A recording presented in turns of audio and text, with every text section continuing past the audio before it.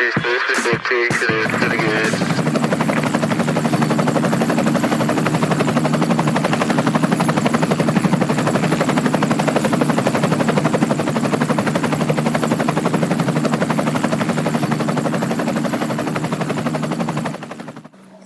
to the Red Med podcast, Rescue, Expedition and Disaster Medicine, where we provide a platform for healthcare professionals working in or aspiring to join rescue, expedition and disaster response teams. A platform to share information, advice and opportunities and connect like-minded Red Med individuals in our community. Good afternoon and welcome to episode 26 of the Red Med podcast, Rescue, Expedition and Disaster Medicine. As usual, this podcast is supported by SOS Coffee which we sell to fund medical missions for underserved communities across Guatemala. Today, I'm joined by my friend and climbing partner, Ben Woodard. How are you doing, Ben? Doing good, man. Be joining you. Nice to link up again after so long. Absolutely. So, Ben is a nurse practitioner, climber, fellow of the Academy of Wilderness Medicine, wilderness educator. He's got his master's degree and currently studying at Yale University. Is that right? Guilty as charged. Yeah, I'm working on a doctorate there. Superb. We'll dig deeper into that a little bit later. But Ben and I met while we were climbing and teaching mountain medicine in Mexico on Pico de Orizaba. Great pleasure to work with you, mate. I had a fantastic trip. It was such a great trip. It was wild and nutty. I'm looking at some photos of it right now, actually. It was some good times. Super. Never get tired of that mountain. It's absolutely fantastic. Great crew as well. Yeah, it was a really great group of participants this year. So just to add a little bit of context before we go down the rabbit hole, do you want to add a little bit of context about your background, who you are, where you come from, what your experience Sure. Particularly in wilderness medicine and wilderness education? Sure, I'd be happy to. Context is everything. I guess I started into all this as a climber. So I, went in Boulder, Colorado, which is a great town to be young and dumb and in college because you're surrounded by mountains. And so I was doing a lot of climbing and halfway through undergrad, I knew I wanted to be in the health professions. And so I volunteered here and there, but I went to nursing school. And after I became a nurse, I just realized that, on these climbing trips, people sort of assumed that I would know what to do if the proverbial shit hit the fan. And I hadn't the foggiest idea how to do it outside of a well-lit cardiac unit, So I took the AWLS course and I just fell in love with not only the course, but the instructors. They were dynamite. And I thought, man, I want to do that.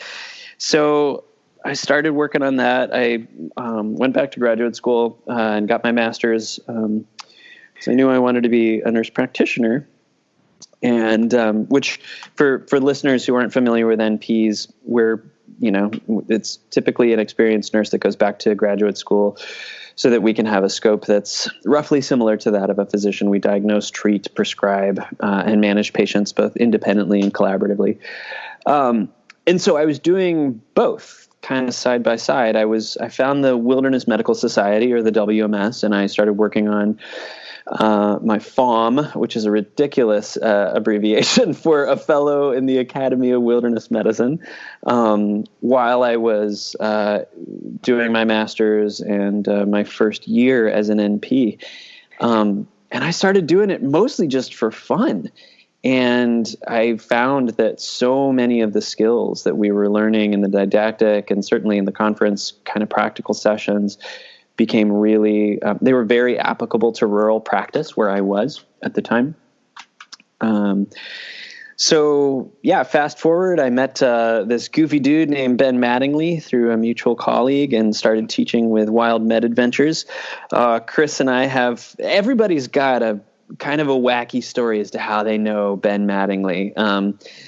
But I taught a bunch of AWLS courses with him and then started doing some of the courses abroad. And so, yeah. And then Yale, surprisingly, I was applying to graduate programs again, which I swore I would never do. I swore I would never do a doctorate or go back to school. And they were particularly interested in the wilderness medicine piece. At that point, I was done with my FAWM. And so, yeah, that's more or less what I'm working on now, and trying to figure out a way to make teaching wilderness medicine and being a resource in that way a feasible career option, while working in the emergency room to pay the bills. Fantastic. Sounds absolutely incredible. And it's so true. The Wilderness Medical Society motto, trying to combine your passion with your profession. If you can find a way to do it, it's addictive. Oh, man. Every person who comes on these courses is just, they're fascinating humans who are leaning into this style of practice just because their career would be boring if they didn't. It's just sort of a continuation of their character. It's really neat. I mean, I know you and I have witnessed that on courses, and it's just so, it's the best part. They select for fascinating participants. We never get a dull student, right? Right. The last case was on the side of Orizaba. We're managing a patient at 15,000 feet. We've got a nephrologist, we've got an ophthalmologist, we've got a critical care flight paramedic, we've got a primary care doc. And the differential diagnoses and the different patient management plans were just incredible. The amount of experience that was put on that table or on the side of the hill was just incredible. Makes for amazing discussions. Oh yeah, man, those scenarios were phenomenal. And if I do recall, we only really had one real patient on that trip. Is that right, Chris? Yeah. That later, but you improvised well. You improvised well. Implemented. You taught. That's right. Yeah. So we met on the side of Orizaba on Wild Med's Mountain Medicine course, which is an FAWM certified program that Ben designed. Ben's a crazy guy. He's one of the nicest people I've ever met. Incredible physician as well. Yeah, now we're talking about Ben Mattingly here. I, on the other hand, I'm a total jerk, as it goes by most standards. At least that's what most of my performance reviews say. No, it's true. He's just like, if anybody has not met Ben Mattingly, he's becoming the stuff of legends. I will spare him the embarrassment of doing a Kentucky accent as he teaches, but it's something to be reckoned with. And also, he's just infectious, isn't he? Like, he gets teaching and people just lean in and they just want to hang out with him. He's just one of those people. Incredible. And his father's the same, absolutely the same. Oh, yeah, that's right. You guys did some trips together. So Ben, for the other listeners, runs Bay State Health through Springfield, in Springfield, Massachusetts. He runs the Wilderness Medicine Fellowship for Emergency Medicine residency graduates. And it's a program that has just been taking off in recent years. I think this year they're coming up with 4 fellows, which is phenomenal. He went from having, one fellow not too many years ago to really having adequate funding to build out this killer program. So look him up. He's a good guy. Yeah, great guy. And interestingly, I had a conversation on the side of Aconcagua with Ben about ultrasound. And back then it was just a concept. It was an idea. It was heavy. It was expensive. It wasn't attainable for your average paramedic. And within the last couple of years, because of that conversation, I've gone away and trained in critical care ultrasound. And we now carry it on all of our ambulances and the helicopter and the search and rescue team in Guatemala. And now a small Bluetooth device that connects to your cell phone and links to your satellite Wi-Fi hub, it can really be a fantastic tool in your remote medicine arsenal. Oh, yeah, man. One of my favorite memories of our Orizaba course was at base camp. What was base camp? It was like 13 or 14,000 feet. And we had our ophthalmologist, who was one of our students, with our handheld ultrasound. We were teaching ocular ultrasound for, looking at optic nerve sheath diameter in assessing for papilledema and intracerebral, increased ICP. And I just had this moment of looking around, and we're all sort of winded and cold, and we've got this wet ultrasound gel on Chris's eyeball, and we're just we're all learning this wacky skill in the middle of the weirdest place with the coolest technology. It was pretty rad, man. That was a great memory. But it was such a great example of the flipped classroom, empowering participants and having them really, really great for kinesthetic learners. But everybody was jumping in and ultrasound in different parts of the body, and no better way to learn, putting it in context. Yeah, I did prefer our ultrasound course that was fireside at OMG, but you take what you can in the wilderness medicine education world. Yeah, you can get coffee and beer by the fire. Why not? Since then, we've done on the side of Orizaba, we looked at hypothermia, altitude pathology, ultrasound, etc., etc. And I took a lot of those lessons across to Chile a month later. In fact, I hadn't unpacked when I got the call, and I was lucky enough to support an expedition as the team medic. We spent 2 weeks in the Atacama Desert, 2 weeks climbing up to 22,000 feet on the highest volcano in the world, second highest mountain outside of the Himalaya. And it was just phenomenal. Used ultrasound to diagnose high-altitude pulmonary edema at 18,000 feet. Beelines, baby. Yeah, all about the beelines, comet tails, definitely. But that was life-saving. We could have got into a potential discussion over the participant was desperate to go for the summit that morning, and if it wasn't for the findings on the ultrasound screen, she'd have probably pushed on to the summit. So that really helped. That's fun. Yeah, I mean, there was a little bit of emergency medicine on that trip, but I was responsible for the pre-screening of the participants. Sure. Call, clinic duties, development and execution of the medical emergency response plan, communications plan, food safety, training the guides, training the participants, particularly on the quiet days during the acclimatization days. So we did a little bit of everything, really. It was action-packed. I think there was a lot of people were bored on the observation days, but I was certainly busy 24, sometimes 25 hours a day. Right. But the interesting thing is, as a paramedic, as an emergency medical provider and a critical care paramedic, I'm trained to deal with the initial emergency, the initial contact, the initial insult, if you like. And yet 90% of the stuff that I was doing on the side of the hill was either training and prevention or it was primary care. Right. So, tonsillitis, kumbu cough, mild AMS headaches, GI issues. Right. Irritation, infections. So whilst I've trained as an offshore medic for the oil platforms, which introduces primary care, I'm predominantly an emergency provider. Right. But kind of the opposite to what you do, right? You're primarily primary care, and you now prepare primary care providers to provide emergency care in the wilderness. Yeah, it's kind of an interesting mixed bag. I trained as a family nurse practitioner, and one of the big differences with NP training is that we specialize when we're in school. So instead of doing a full generalist training and then doing a residency, we start focusing in on where we're going to be professionally practicing. And so the family NP training is really the most general training there is for nurse practitioners. So you learn a little bit about a lot of different things, but you're by no means a specialist. And so I did primary care for 5 years and then transitioned over the last 2 to 3 years.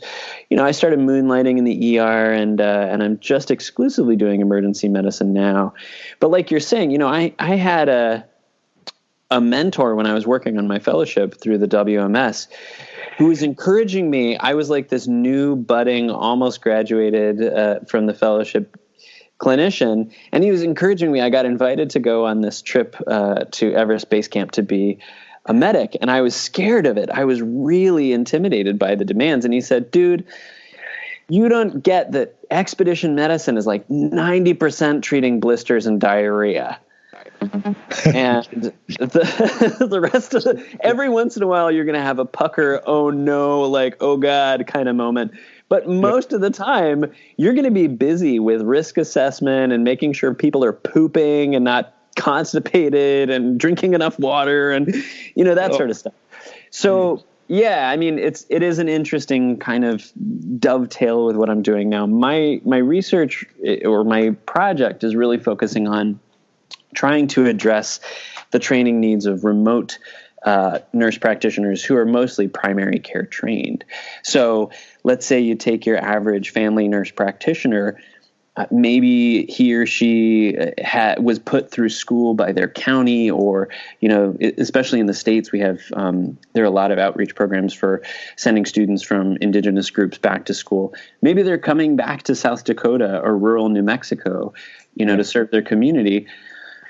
And, where I first practiced, my first year of practice was out about 45 minutes from the nearest emergency room. And a lot of the time we were the first responders, right? The basic life support, the BLS, EMS providers would bring folks to the clinic, wanting us to take a look at them and see if they needed to go over the hill. And sometimes it was a hot mess. It was funny. So I was thinking, as you were talking about, dealing with the critical care and the initial insult, I was like, yeah, you're used to the hot mess. I'm used to everything from the tepid to the hot mess. Except warm mess sounds really gross. But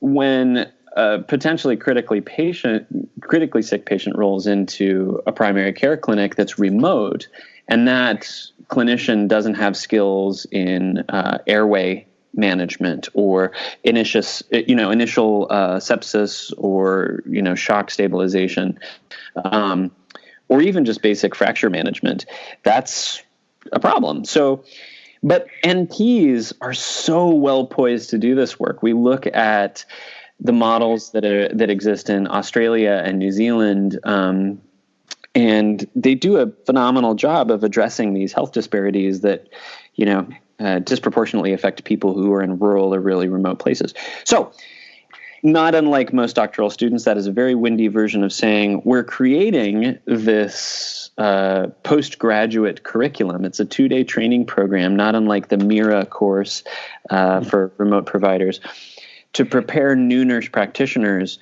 for a set of what we're calling advanced clinical skills and procedures.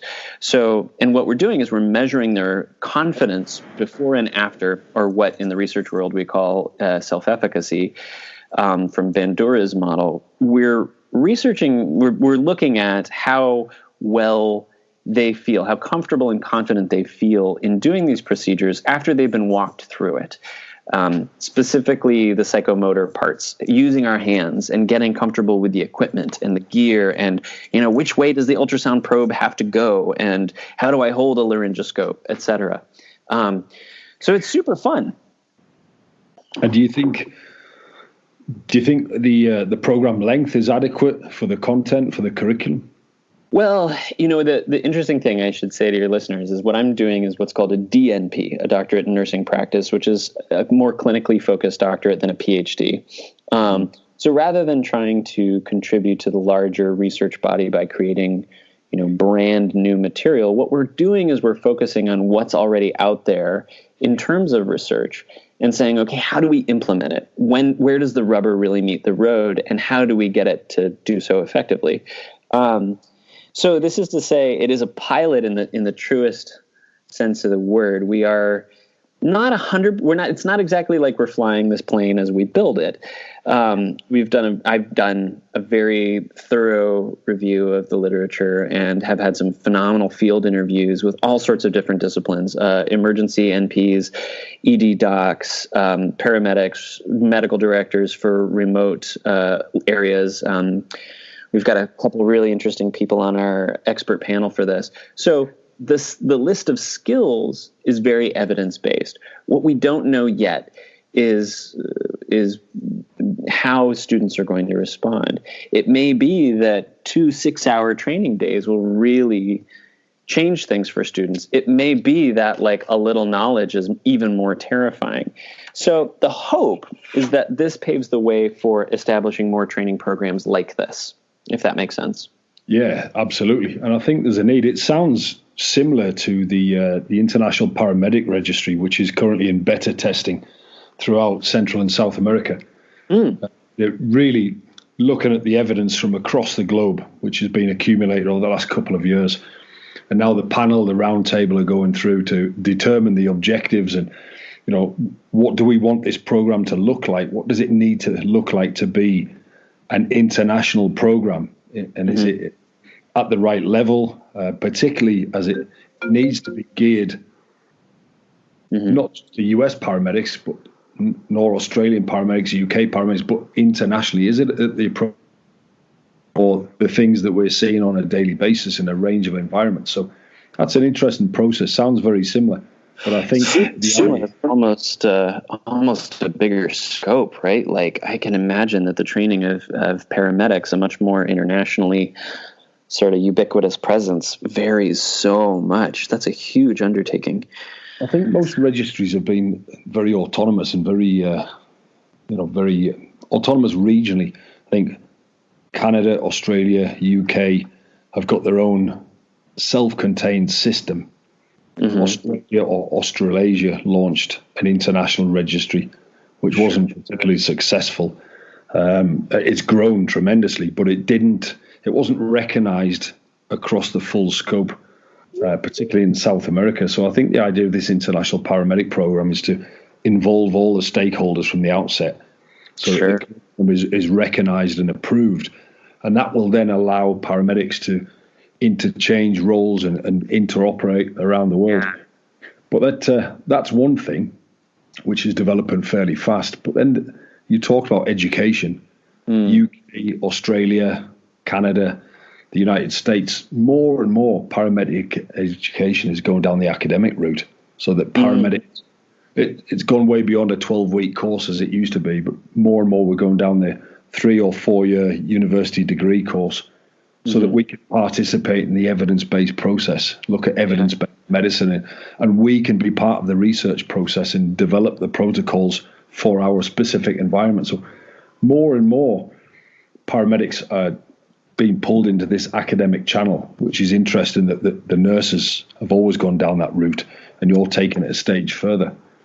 Well, it's this movement from vocation to profession, right? We've talked about, at least in the nursing world, the academic nursing world, as messy as it can be, has talked a lot about moving from just that.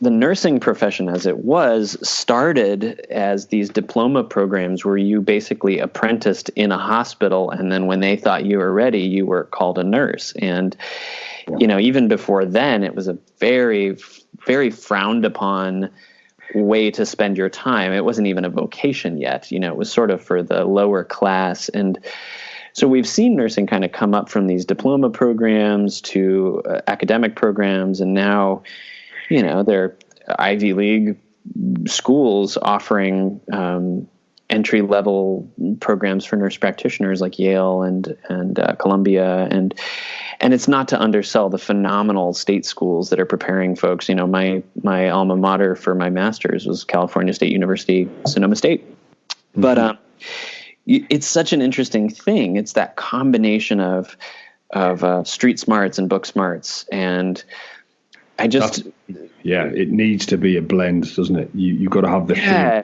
Got to apply. What I'm finding, I've worked with so many phenomenal clinicians who are really good at both. And the ones who I admire the most, right, are the ones who know how to integrate those book smarts into the streets and so to speak, right? Those phenomenal Ivy League or whoever, the top of their class people who still know what to do when it gets really challenging. And that's where I get excited about teaching clinically. I've been a preceptor for a number of schools in this area and a clinical instructor, but those moments when people realize what it looks or feels or sounds like, the sort of sensory integration of learning, is particularly exciting for me. And paramedics especially have that at the forefront, because most of what you do is a kinesthetic and psychomotor skill set that has to be, we always say with things like cricothyrotomies or in the emergency room, we often say that the most important thing to learn about a procedure is when to do it. If you think about like rapid sequence intubation or things like that, and not being scared of it. And that's where I'm psyched about measuring confidence specifically, having people determine how they feel about jumping in and doing something that, catches them off guard, is in the middle of a clinic shift. You're seeing the person with chronic diarrhea and COPD, and every time they cough, you know what happened, and a clinic nurse runs in and says, "Hey dude, I got a chest pain over here, and this guy looks terrible, and he's breathing really fast." How are our providers prepared for that? And I mean, you must have seen this with, novice or junior paramedics in the UK, or certainly, geez, man, in the battlefield, like folks where you're like, yep, this is what it looks and feels like. Get in there and do it. What we try and develop, particularly through the wilderness programs, is ensure that participants go away with currency, confidence, and competence, so they know exactly what to do, how to do it, when to do it, whether it be in the street, the ER, on the side of the mountain, unsupervised. But we see a bit of a polarization. The old paramedic programs were very psychomotor heavy, very kinesthetic, whereas now there's a lot more emphasis on the academic. So we try and strike the balance. And I think these wilderness programs really help, whilst a lot of them are accelerated, they try and merge things in context. Yeah, absolutely. And, one of the things I love most about wilderness medicine as a whole, and what the WMS really continues to promote, there is the, merging profession with passion. But I think what I have observed in the courses that people, enroll in the States and outside of the States is people want to bring creativity back into what they do. Yeah. It's not enough for people who are called to this work to follow an algorithm. Anybody can do that. I think it's about being able to think on your feet and engage that curious part of your mind in a really in an unexpected way. And I used to say that, wilderness medicine courses only attract outdoorsy people. And I've been so tickled to see how many people are called to check it out, sort of because of this. I'm channeling Mattingly here, but this sort of onboard MacGyver instinct that we all have, right? It's in us to want to do what we can with the resources we have. So it's super fun to see anybody, whether they're like a primary care nurse or, a trauma surgeon, learn how to do these things we do with completely different resources. And that's the fun part. Like you're saying, I think there's much more of a place for primary care, especially as we explore the sort of research world of prolonged care, right? So, okay, you've got a patient with pulmonary edema and they're getting evac'd out, but it's going to take 3 days. What other things do we need to consider? How do we manage their blood pressure? Does that really matter? Now they've got signs of an infection. What else are we thinking about? So it's fun to teach creativity because it keeps creativity in my world, if that makes sense. Yeah, 100%. And we think so much alike. And algorithms are great if you're in the ER or in the back of the ambulance, but the minute things change, the dynamic changes, whether it be the temperature, the light, the number of participants, the number of healthcare providers, the power supply, the amount of spare hands you've got, the resources, the time and distance to definitive care, right. The algorithm almost goes out the window because you train in a drill format and you know what's coming next, you know what you need, and the minute that changes, unless you're training for it to be out of your comfort zone and be accustomed to improvising, whether it be on the side of a hill in a short-term emergency or rescue, or as you said, during a prolonged field care, things change. Where's the power? Let's call it. Man.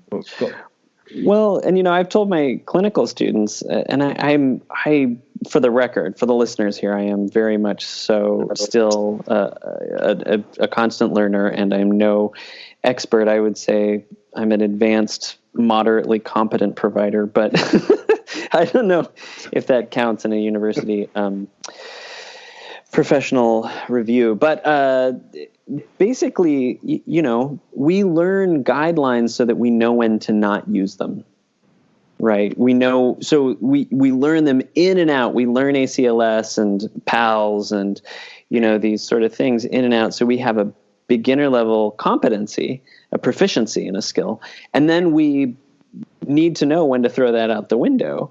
'Cause you never know, man. Your patient could be your participants on a trip, Or it could be one of the fittest people on the trip.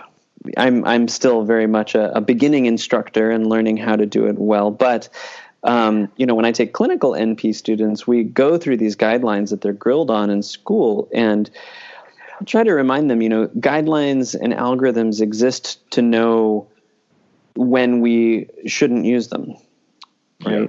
When we need to break them and think out of the box. And ACLS is a great example. Advanced cardiovascular life support and PALS, pediatric advanced life support, through the AHA, they're so good at helping us develop beginner and intermediate level proficiency in these things, like resuscitation. But once we get into the nitty-gritty and the real-life applications, we know it's not the calm, cool, collected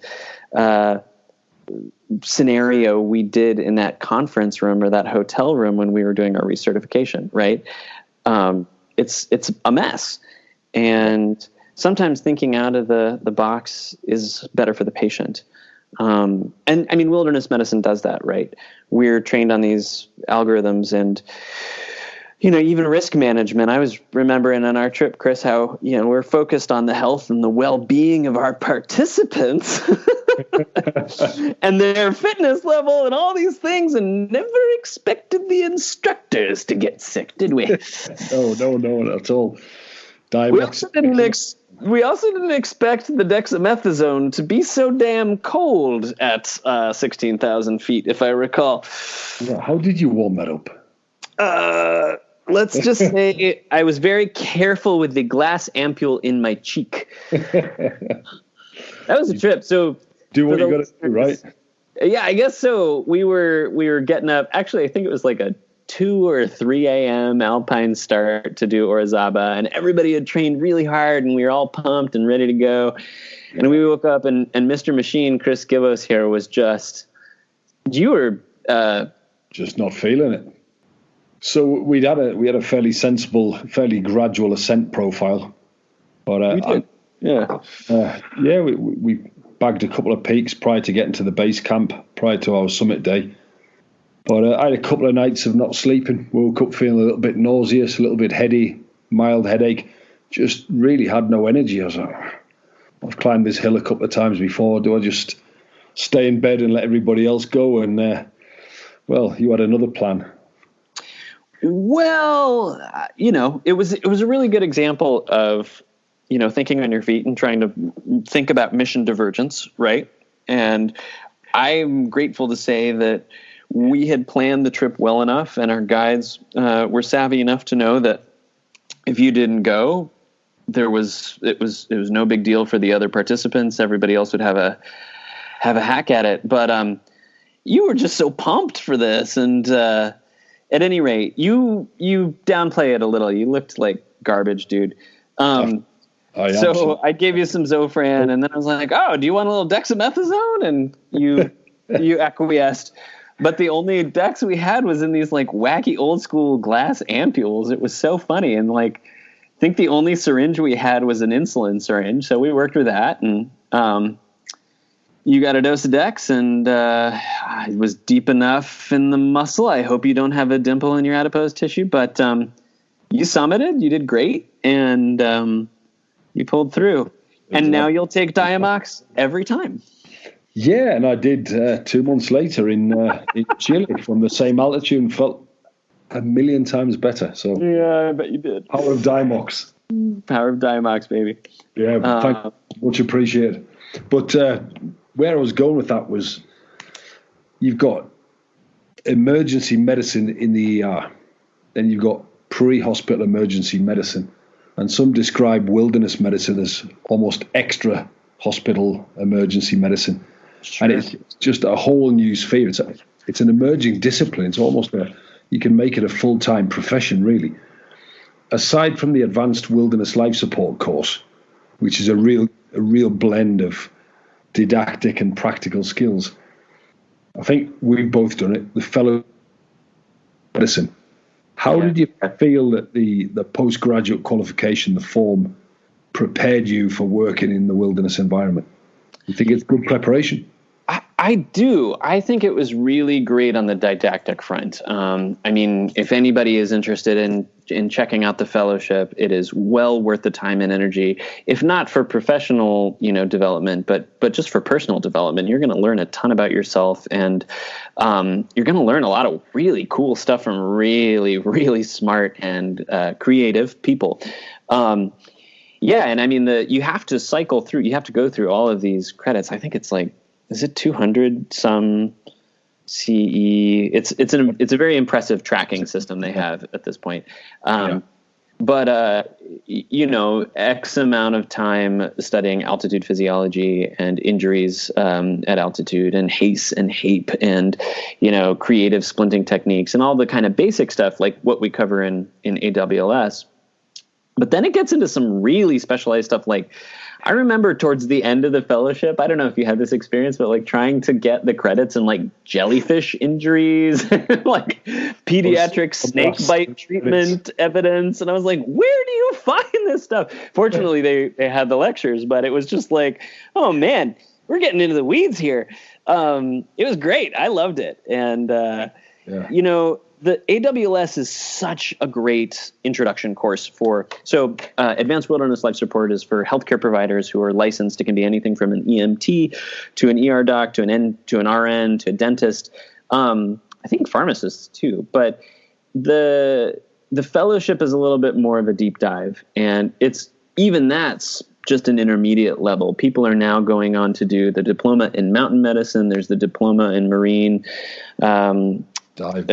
dive medicine, which is super cool, where folks can really get these internationally recognized credentials in this type of practice.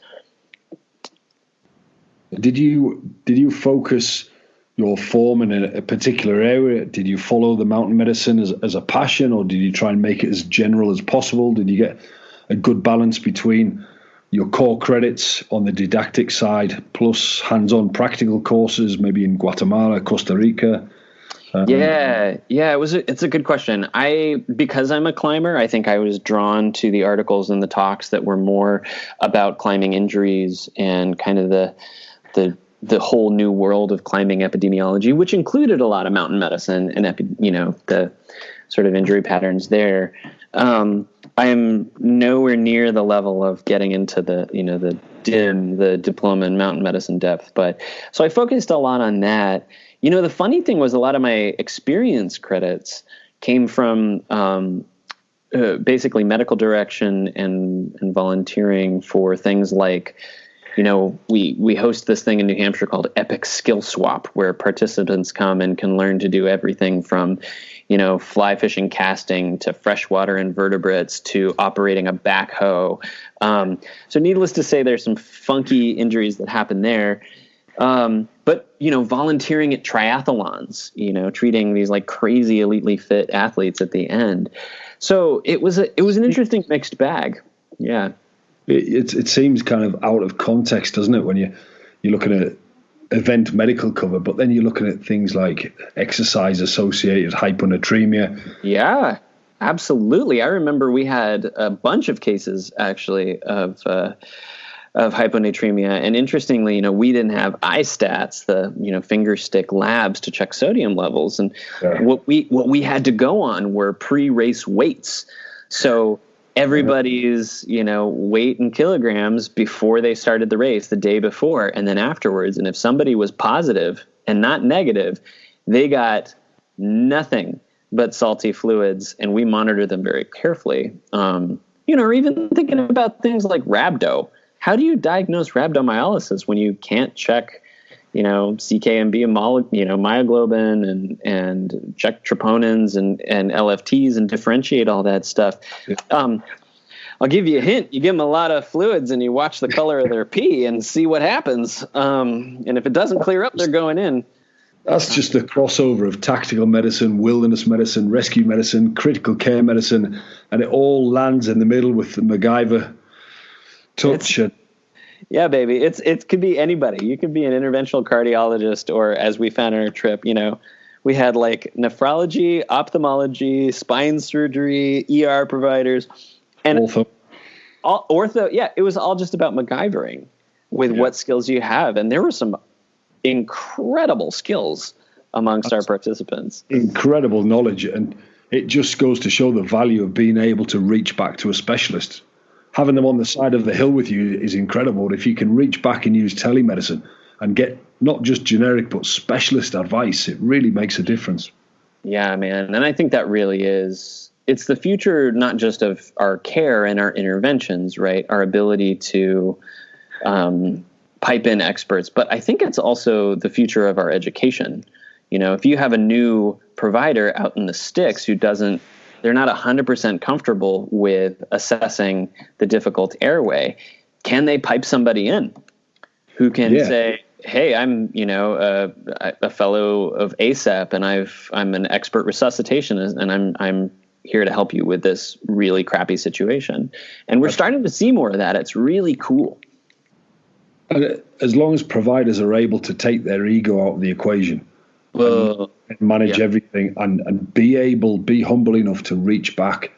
I mean, looking back 6 weeks, I was on the side of a mountain at 6,000 meters by myself, responsible for the food hygiene, food safety, food temperatures, everything from managing musculoskeletal injuries to earlier on in the trip, scorpion stings, GI insults, rashes. You can't be an expert in everything.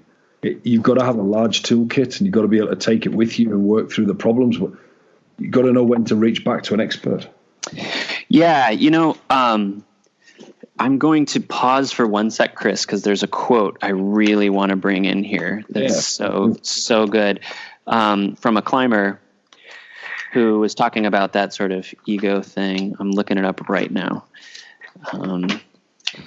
Yeah, man. I mean, I think egos are, unfortunately, when you think about MacGyver medicine, you also get people who are interested in cowboy medicine, which we've all worked with those people, and or been one ourselves before we had it handed to us. And I think of it a lot with medicine the same way I think about it with climbing, right? Ego has very limited function when you're in that sort of a situation. And there's a rock star badass climber named Hazel Findlay. She's an English climber. And she had this great quote that I've been thinking about a lot lately, which is, if climbing makes your ego bigger, not smaller, then you're doing it wrong.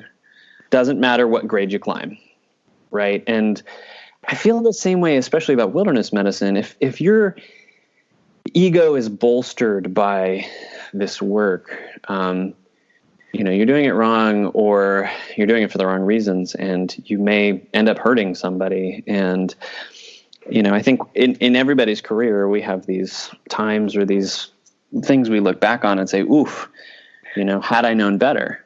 Yeah. And I'm curious to know, I think we finally have a good history of wilderness medicine, dating back to the Peter Hackett's and the Auerbachs when they were doing this, just by the seat of their pants, to know why we do it the way we do it now. I mean, I had an instructor once say, well, every single guideline is based on something going wrong. And I think about it, thinking back to those guidelines, they're also there to keep our egos in check. So it's a tough balance, right? Thinking creatively, I would like to think thinking creatively is not copacetic with bolstering one's ego. But, if I may speak brashly, there are assholes everywhere. We'll find them whether you're working with cool people in the Kumbu or in an inner city ER. So, yeah. But I think that the concept ties in well with reflective practice, which can be seen to be a bit of an embuggerance and a time waster or a gap filler during an academic course. But when you come back off an expedition, you've been in a jungle for the first time, and a patient presented with fever, general malaise, myalgia, and you think, well, is it dengue? Is it chikungunya? Is it Zika? Is it COVID-19? You come back and you look at the differentials. You look at where you are, you look at the geographic range, look at the regional epidemiology, and there's so much value in doing a reflective practice exercising and doing the research when you come back and consolidating that knowledge. But to be able to treat the patient at the time when you hit that limit in your knowledge, I think telemedicine is essential. Telemedicine is essential, and it's also, I love that you're bringing up the reflective piece, because I think one of the things I've liked most about taking students is working on the tough cases or the things that come up where we felt really uncomfortable, and being able to unpack those, not just reflecting back like a case review, but really saying like, hey, what did that bring up for you? Because you seemed really worked up afterwards, or this thing I noticed seemed to trigger you. Would it be helpful to unpack that a little bit? The way we can be there for each other in those ways is just as important as learning the algorithms and the creative care. I mean, we're seeing this a lot especially with COVID right now. I'm working in a community ER, and we're front lines for this. Our county has it now, and we've had a few positives in the community. And the hum of the ER as we're, dealing with this and we're all a little edgy, of course, and trying to stay courageous and still go into those rooms and treat the folks. And it's not to be martyry, but to be able to have the time and frankly, the culture to step aside and say, hey man, you look a little worked up. What's going on? That's, for example, there's a kid who is pretty sick, and, I work with a bunch of nurses who are parents, and they're worried about taking it home to their kids and what their kid would look like in respiratory distress. And so I feel particularly grateful for, that skill of reflective practice when it comes to the impact it has on us. Right. And it is an exciting kind of, as I have a skill for tangents, but it is an exciting branch of wilderness medicine that I'm looking forward to seeing built out more, dealing with these prolonged and somewhat sort of FUBAR situations. Yeah. How do we debrief after those things and care for our own? We've talked about the currency, confidence, and competence aspect, and I think the reflective practice process helps develop that and consolidate that. And it really distinguishes, or helps you distinguish, between knowing and understanding. Mm-hmm. I think there's a big difference between knowing and understanding. Algorithmically, I know we inject amiodarone 300 milligrams, but at a cellular level, do we know what's happening? Do we know why we're doing it and what the outcomes we might expect or what the side effects might be? And I think, circling back to the whole COVID thing, that's why a lot of people are getting burnt out, aside from the patient volumes. It's the not knowing. It's the uncertainty. It's changed daily basis. We've got an idea of the modes of transmission and how it may affect the pathophysiology, but we're not entirely sure. And it's that constant change and constant having to adapt, the constant uncertainty that is fatiguing. But so in other topics, reflective practice, I'm a very big fan. It determines the difference between knowing and understanding, which really consolidates your base platform for future practice. Yeah, you hit the nail on the head, man. I think the thing that is most exhausting about this is not putting N95 masks on.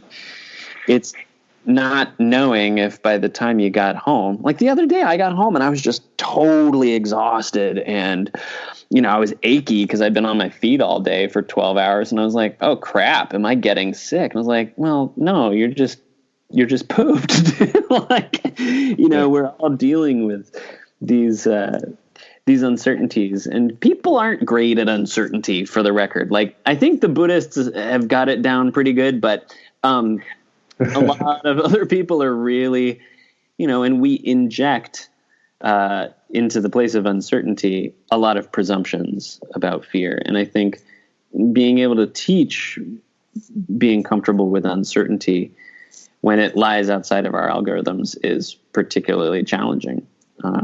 I'm no expert on it. I'm curious to know from the Red Med world if there are experts in teaching uncertainty. But yeah, man. I don't think you can prepare for every situation, but I think the wilderness medicine, the Red Med circuit, I think it's a concept, it's an ethos, and it prepares you generally to face a different set of circumstances using the tools that you already have in your tool bag to the best of your ability. So it is MacGyvering to a certain extent. Well, and a shout out to you for that very reason. I mean, here we were on this course in Orizaba, and we're all like hobbyist, wilderness medicine subspecialists. And here's this dude who from day one of his career was like, Iraq and Baghdad and Green Zone and Bosnia. And then, taking fire from ISIS and all the things. And we're like, man, I don't know if you know this, Chris, but halfway through that course, like actually 2 days into the course, everyone was referring to you as Rambo, which is great. Right. I mean, you have just a world of knowledge and experience on that front of dealing with that uncertainty.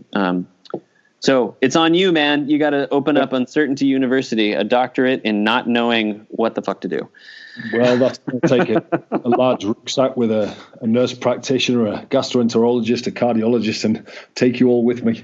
That's it, man. Don't forget the electrophysiologist. Oh, we need a dermatologist, too. You got to have a dermatologist. That's So I'm going to narrow it down even further. Sure. Some quick fire questions for you. Aside from the dermatologist, what is your go-to, never leave home piece of personal wilderness equipment? Well, that's a good question. I mean, I think about what's in my pockets, right? Like in this moment, what's in my pockets? I've got a small blade, an everyday carry, just a pocket knife that goes everywhere with me. And a couple of safety pins. They come in handy, and some duct tape. Those are in about every one of my packs, as well as a little piece of ferro, like magnesium fire starter rod is in most of my like quick grabs, even just for daily outings. But mostly it's just what's in the wallet and the knife. So if you had to whittle it down to one between the blade and the duct tape, what would you go for? The blade. Yeah. Yeah. I mean, I know this is probably pushing on the nerves of the true MacGyvers out there, but, I haven't yet tried to fabricate duct tape out of, natural fibers, but I know nothing compares. Nothing compares to the tried and true. Well, that leads nicely on to the next question. One of the few things that you can't fabricate in the wilderness with duct tape and a knife are medicines. So what would be your never leave home without a piece of medical equipment? Medical equipment or medicines? Those are interesting. Oh, brother. All right. I'm going to answer both. I think I've got this great little pen light that's maybe 2 or 3 inches. It fits one AAA battery, and it is as bright as it gets, and that battery lasts forever. And I've been in so many crappy situations. It fits under, the bill of my hat. It fits over my ear. I can hold it in my mouth while I'm working on something. I take it to work with me. I should say, if it fits in my mouth, I sterilize it between every use. But like a really good high power but very small light is just indispensable. Cool. Medicines are a whole nother thing. That could be a long list, but I often tell people my top 3, I call them the desert island drugs, are prednisone, Zofran, and probably either Doxy or Levaquin. Because you can just about anything with those 3. Yeah, I'd be tempted to go for epinephrine, adrenaline, and maybe aspirin. Fine. You got to split hairs on me. True. Absolutely. Prednisone's not very high utility when someone's having an MI or a stroke. I give you that. 5 would be good. We'd have them all covered. All right, fine. It is funny. Every time we do this talk, like people keep adding in drugs. They're like, "Oh, and we should also have this." And I'm like, "Hey, we said top 2. You can have one. You can have one." It's hard. It's a hard question to answer. So going back to the flashlight, if you to that, then you could find scorpions in the desert at night, and you could do eye exams with fluorescein. Oh, that's right. If you get the UV on there. Yeah. Mm. Okay, so next quick fire question. What's your favorite adventure location to date? Dude, I was worried you were going to ask me that. That's a hard question. Oh, there's that many. I feel super lucky that I've gotten to check so many out, but I have a particularly soft spot in my heart for this place in Wyoming called the Wind Rivers Range. It's beautiful, and just there's so much grandeur. And of course, as a climber, it's like, Narnia. But yeah, the winds, and I'm a desert boy. I grew up in New Mexico in the mountains, so I still have a soft spot for New Mexico. Sounds good. Well, let's get this pandemic over with, and I'll book it. Need to get some climbing done. Let's do it. Yeah, sounds good. Okay, last one then. How would you suggest, if we've got urban paramedics, nurses, firefighters listening now, what would be a great start to get into a wilderness medicine career? Where would you suggest people start? Oh, that's a great question. I think the best way to do it is the kind of blanket answer is with other people, right? So if you can get on a trip that is, even if it's not wilderness medicine focused, but you're doing, a Knowles or an Outward Bound trip with your kid or something like that, that's just such a dynamite way, especially if you're not, a quote unquote outdoorsy person. But, if you're already a climber, you're into these sort of things, and you want to specifically hone your training in wilderness medicine, if you're a licensed provider, Advanced Wilderness Life Support is a great way to do it. Yeah. There are a ton of really great courses. There's the MIRA course if you're really interested in remote medicine. I think that's offered mostly in Europe and the UK. But, the wilderness first responder for non-medical folks, and for EMTs, you can upgrade to a wilderness EMT, is just such a dynamite overview and general kind of introduction to the process. The WMS has these great adventure trips. I think our group, Wild Med Adventures, does as well, where you can come on a trip like Orizaba or, a yoga retreat in Costa Rica, or do one of the 7 summits, but also do certification work towards, for example, your fellowship. So, and just go for it. Get uncomfortable is the mantra. Sounds good to me. Sounds excellent. So last point. Given the current pandemic that we're in, and what advice would you give to anybody that's thinking about going out to the national parks during this period? Oh yeah.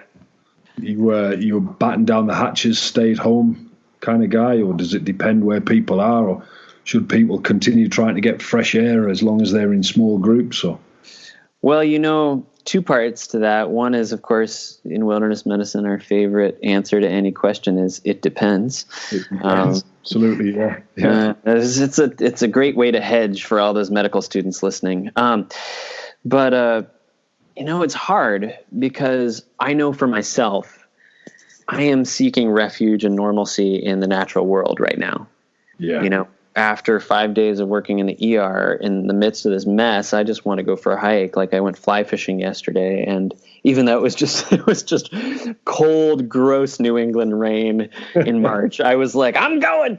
But, with the social distancing thing, especially with national parks, we've got these dense crowds, and, there's so many problems that these dense crowds pose to national parks on a whole when we think about, erosion and trail maintenance, et cetera. But the bottom line, I think, is if we want to keep a place like Yosemite accessible, right, it cannot be a reservoir for disease. It can't be a vector. And so if we can really honor the local authorities' requests to social distance or isolate, or, part of it is the onus of the park to close if they feel like it's appropriate. But it's a tough call, man, because, if anyone's ever read John Muir, and really got it, we know that these places recenter us in a way that make us better citizens of humanity. And right now, in the middle of all this fear and this epidemic of just panic and irrational decisions, I just want people to have contact with something real, even if it's nature. So my advice would be, like, please get out and enjoy something real and get some sunshine and some fresh air in your lungs and go up in the mountains. And if the park rangers tell you not to go because of crowding, please honor their requests. Yeah. It comes back to depends, doesn't it? I know the parks are shut here in Guatemala, and Guatemala's been particularly proactive in closing things down early. We've closed the borders, we've closed schools and shopping centers, and even the national parks, even the mountains are closed just to increase that social distancing. And let's see if it works. But we're in the containment phase, so let's be disciplined, I guess, and see how we come out the other side. Yeah, and that's just it. I mean, I think people are so driven by the fear right now, and to be able to have discipline, but also courage, not just to face it, but also to still be kind and still be friendly and still say hello to your neighbor, even if it's 10 feet away. It's really important to maintain those qualities. So I hope for all of our sake, we can keep doing that. I hope so. There certainly seems to be a lot of real human stories coming out of this so far. It'll be interesting to analyze it as we go through. But there seems to be a lot more community spirit and interoperability, and we shall see. But okay, moving on. So we're talking about travels. You and I have prepared and planned a couple of trips. Let's see as and when we're able to jump into the international travel sphere again. But we've got a couple of certified international courses ready to go. Mountain and jungle medicine in Ecuador. Yeah, I'm really looking forward to this trip. I think it's going to be a good one. It's going to be phenomenal. Absolutely phenomenal. So climbing Cotopaxi up to 6,000 meters in the ice and snow, and then down into the Amazon jungle, rafting through the trees, and we'll be looking at everything from bites and stings to altitude illness and everything in between. So I'm stoked for that. Yeah, it'll be good. And, based on people's response to this podcast, we're either going to get a lot of participants or less. I think it'll be a good trip. Yeah. And, having spent a good amount of time in Ecuador, it's just such a huge biodiversity in such a tiny country. It's so cool. Great culture, great food, perfect climate. And then hopefully we'll head across the pond, get to Morocco, where we'll do the desert and the mountain medicine course and spend a few days overlanding in the Sahara Desert, and then climb the highest mountain in North Africa, Tukbal. Oof. Yeah, that's going to be a trip. And when were you thinking about that one? Planned for December, first week in December. But let's see if the program doesn't shift to the right slightly. Yeah, we'll see how this all shakes out. But fingers crossed, always excited to do more trips with you, Chris. It's so fun working with you, man. Likewise, I really enjoy it. Learn a lot every time. Ditto. And then the Red Med course planned, Rescue Expedition Disaster Medicine, was due to be in the next couple of months, so we've put a hold on that. But we are about to launch the online Red Med course, and the Red Med book is going to publication in the next 6 weeks.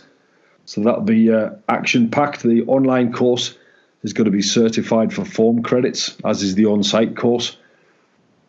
Marvelous, man. And huge congrats on the book to you as well. Thank you. Thank you very much. It's a labour of love. It's gone on for 2 years, but not just anecdotes. There are some anecdotes in there, but it's literature-based, evidence-based. It includes everything from survival, telemedicine, ultrasound, polar expeditions, bites and stings, crush injury, water treatment, active shooter, personal security, landmines, altitude illness, public health in disasters, and everything in between. So, yeah, fingers crossed. Yeah, and don't forget how to effectively warm up dexamethasone at 16,000 feet. You need to write that chapter. I think it'll be a quick chapter, friend. Great, man. Well, so fun talking to you. Great. Thank you so much for the value. Yeah, it's so psyched to hear more about the book and certainly the courses, and hope to see you soon, brother. Yeah, fantastic. So before we shoot, is there anything you want to plug, anything you want to mention, anything from school, courses?